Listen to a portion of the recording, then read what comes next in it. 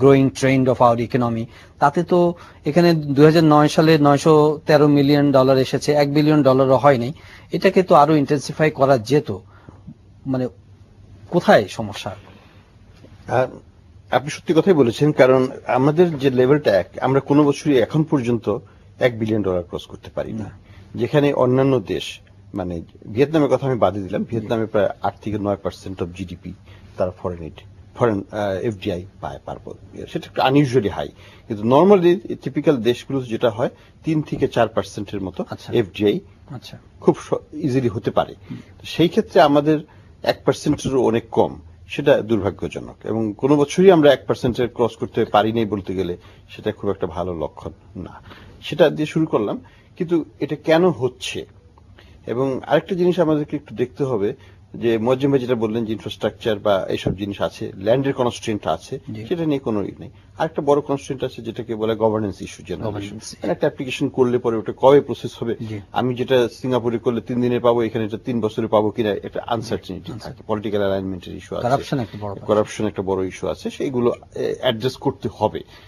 আর যেটা আরেকটা জিনিস হচ্ছে যে কতগুলো জায়গায় আমাদের অপরচুনিটি ছিল কিন্তু আমরা সেটাও ধরতে পারছি না। যেমন একটা সেক্টর হচ্ছে যে ইনফ্রাস্ট্রাকচার সেক্টর, এতগুলো পাওয়ার প্রজেক্ট হলো, কিন্তু এখানে ফরেন ইনভেস্টমেন্ট কোথায়? এখন পর্যন্ত কিন্তু সব লোক ডোমেস্টিক ইনভেস্টমেন্ট, এখানে ফরেন ইনভেস্টমেন্ট আমি দেখি নাই। তো এটা একটা বড় একটা সেক্টর। ইন্ডিয়ার সঙ্গে বোধহয় একটি করার কথা ভাবা হচ্ছে। ইন্ডিয়ার সাথে তো অফিশিয়াল, ওটাকে ঠিক ওটাকে এইডে বলা যেতে পারে।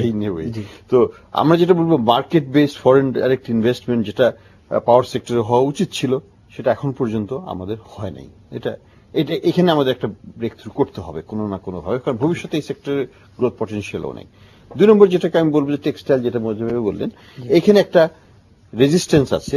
কারণ আমাদের দেশের এফডিআই কে অ্যাট্রাক্ট করতে হলে, যেহেতু টেক্সটাইল আমাদের হচ্ছে মেইন এক্সপোর্ট আইটেম, আমাদের মেইন ব্র্যান্ডিং কিন্তু বাংলাদেশ হচ্ছে ল্যান্ড অফ টেক্সটাইল।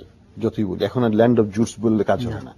তো ল্যান্ড অফ টেক্সটাইলে যদি আমরা বাইরের কোম্পানিগুলোকে না আসতে দিই, তাহলে আমাদের ইকোনমি সম্পর্কে তাদের সচেতনতা কিভাবে হবে? তাদেরকে আসতে দিলে তারা এখানে অপারেট করলে পরে দেখা যাবে যে টেক্সটাইল দিয়ে শুরু করবে, কিন্তু they will eventually end up diversifying the production base. হয়তো দেখা যাবে কম্পিউটার টেকনোলজি চলে আসবে, ইলেকট্রনিক টেকনোলজি চলে আসবে, এগুলো আসবে, কিন্তু তাদের ফুটহোলটা দিতে হবে এমন একটা সেক্টরে যেখানে বিদেশিরা ফিলস মোর কমফোর্টেবল।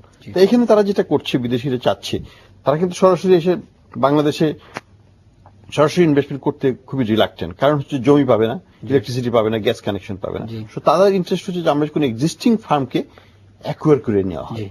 এটা কিন্তু খারাপ কিছু না।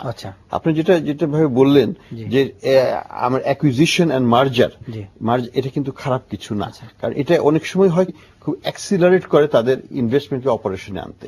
এখন আমি যদি একটা নতুন ক্ষেত কিনে ওটাকে ডেভেলপ করে ওটা করতে যাই, আর আমি যদি একটা এক্সিস্টিং ফার্ম যেটা উইক ফার্ম সেটাকে অ্যাকোয়ার করে কালকে থেকে প্রোডাকশন শুরু করে দিতে পারি। টেলকো সেক্টরে এরকম হয়েছে বেশ কিছু। Telecom is very easy and it's widely used. কারণ ইন্ডাস্ট্রিয়াল সেক্টরে যেটা কিছু কিছু দেখা যাচ্ছে আমাদের দেশে, যে কিছু কিছু টেক্সটাইল কর্পোরেট বা গার্মেন্টস রিলেটেড ফ্যাক্টরিজ তারা মালিকানা বিক্রি করে দিচ্ছেন বা জয়েন্ট ভেঞ্চারে চলে যাচ্ছে। That's a very welcome thing. এটাকে রেজিস্ট করাটা হবে আমাদের জন্য দুর্ভাগ্যজনক। এটা তো গ্লোবাল ট্রেন্ড।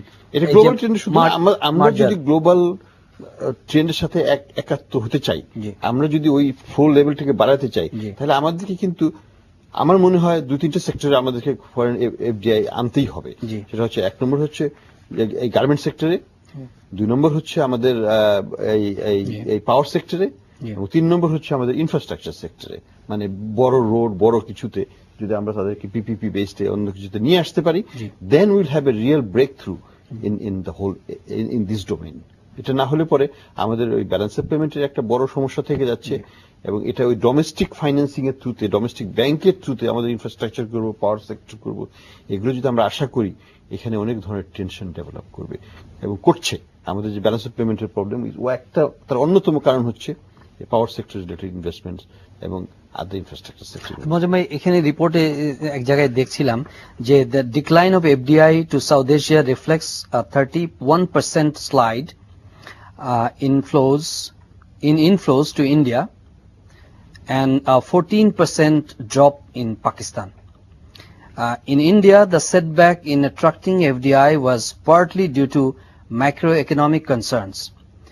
এখানে আমাদের প্রতিবেশী দেশগুলোতে কি আপনার ওখানকার চিত্রটা একটু স্লাইড ইন্ডিয়ার কিছু কনসার্ন সেখানে ছিল। ইন্ডিয়ার ইনফ্লেশন রেট নিয়ে একটা কনসার্ন ছিল। তো ইন্ডিয়ার কারেন্সি কিন্তু অনেক অ্যাডজাস্টমেন্ট করছে, কিছু প্রবলেম ছিল। ইন্ডিয়ারও কিছু প্রবলেম আছে, ফিসক্যাল ডিফিসিটের সাইজটা নিয়ে প্রবলেম আছে, কিছু ইন্ডিয়ার ফাইন্যান্সিয়াল সেক্টরের প্রবলেমগুলি ছিল। কিন্তু আমার মনে হয় ওইখানে রিফ্লেক্স অ্যাকশনটা মানে কুইক রেসপন্সও হচ্ছে। এগুলি কিন্তু ইন্ডিয়া তো লার্জার ইকোনমি, সো ইন্ডিয়াকে আপনার যখন কেউ ভিজুয়ালাইজ করবে অ্যাজ এন ইন্টারন্যাশনাল লোকেশন, তো এইগুলি কিন্তু তারা নিবে এবং তার লং টার্ম স্টেজ জন্য আসবে। ইন্ডিয়ার কিন্তু একটা চিত্র এখানে আসে নাই। ইন্ডিয়ার কিন্তু একটা বড় ইনভেস্টমেন্ট আসে, পোর্টফোলিও ইনভেস্টমেন্ট অ্যাকচুয়ালি। এবং এটা ফরেন ডাইরেক্ট ইনভেস্টমেন্টের কথা বলছি।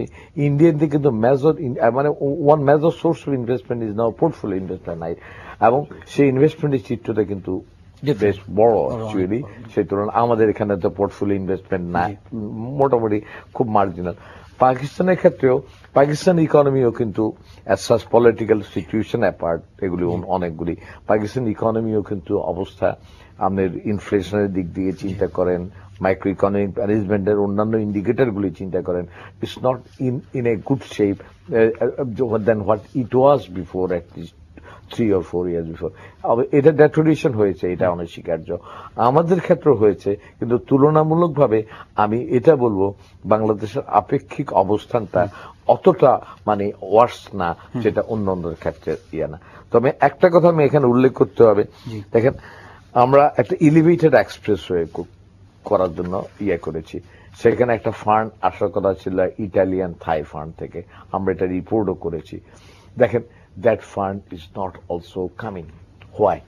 The reasons will have to be identified. না হলে আপনার কি হবে, আপনার যারা হাসান মনসুর ভাই কারেক্টলি পয়েন্ট আউট করছেন, আপনি তো এগুলি ব্যাংক লোন দিয়ে তো এগুলি ইমপ্লিমেন্ট করতে পারবেন না। ব্যাংকস আর বেসিক্যালি তারা শর্ট টার্ম ডিপোজিটটাকে তারা ডিল করে। ব্যাংক তো লং টার্ম যেতে পারবে ব্যাংকের সাইজের উপরে, কিন্তু এটা একটা লিমিট তো আছে। দেখেন অনেকগুলি ক্ষেত্রে এটা এখন যদি এই ধরনের বড় প্রজেক্টের ক্ষেত্রে আপনার পার্টনারটা যদি ট্রাস্টওয়ার্দি না হয়, ক্রেডিবল না হয়, এবং তাহলে কিন্তু আপনার রিস্ক অফ দ্য ফান্ডিং রিস্কটা আপনার বাড়বে। সুতরাং আপনাকে you must properly evaluate the financial strength of your partner, এটা বড় ইম্পর্টেন্ট। দেখেন আমি আরেকটা কথা বলবো, যাত্রাবাড়ি আর ফ্লাইওভার এক্স্যাক্টলি সেম কেস হয়েছে। আপনার dependence on bank borrowing is so high, এবং this is creating problem for nationalise আমাদের মানে স্টেট ওন ব্যাংকগুলির উপর প্রেশার কিন্তু এখন বন্ডের মাধ্যমে করবেন কিনা অন্য। দেখেন আমাদের আরো অসুবিধা আছে, আমাদের কতগুলি মানে ইনস্ট্রুমেন্টস আছে যেগুলি ইনভেস্টমেন্টকে ফ্যাসিলিটেট করে। ডেট ইনস্ট্রুমেন্টস গুলি আমাদেরকে সিকিউরিটাইজ করার, মার্কেটাইজ করার মানে অপরচুনিটিগুলি প্রপারলি ক্রিয়েট করা হয় নাই। যদি এগুলি যদি করা হতো এবং এখানে যদি ফরেন ইনভেস্টমেন্ট পার্টিসিপেশন অ্যালাউ করতেন, এগুলি হয়তো আরো ফ্যাসিলিটেট করতো।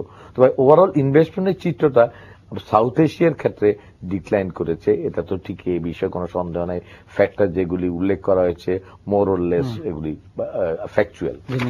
আচ্ছা, না কিন্তু এখানে 2010 সালে 9 তুলনায় 10-এর একটা গ্রোয়িং ট্রেন্ড আমরা পেলাম, কিন্তু আস্তে আস্তে আমরা যেদিকে যাচ্ছি বা 2011-তে এসে যে সিচুয়েশন হয়েছে, 12-তে গিয়ে আমরা যখন 11 চিত্রটা পাবো, লেটেস্ট ফোরসি যে আংটার্ডের রিপোর্টে যখন আসবে, তখন তো আপনার যে ফ্যাক্টরস গুলোর কথা, রিস্ক ফ্যাক্টরস গুলোর কথা বলা হয়, সেগুলো তো অনেক বেশি হিসেবের মধ্যে